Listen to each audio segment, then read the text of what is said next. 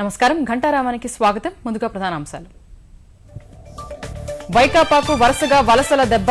తెదేపాలో చేరిన Kodumur MLA.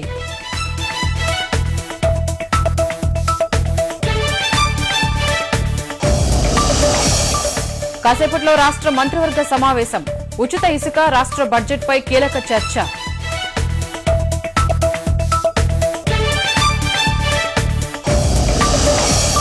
Inter పరీక్షల నిమిషం నిబంధన ప్రభావం.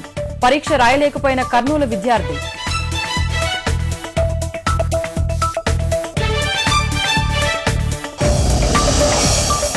గుంటూరులో ఫార్మసీ విద్యార్థిని ఆత్మహత్య. కళాశాల వసతి గృహంలోనే ఘటన.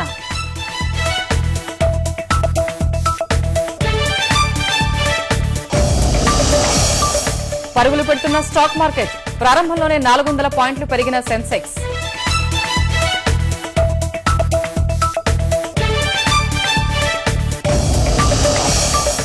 చరవాణిలోనూ మన్ కీ బాత్ కార్యక్రమం. 20 భాషల్లో వినే సౌకర్యం.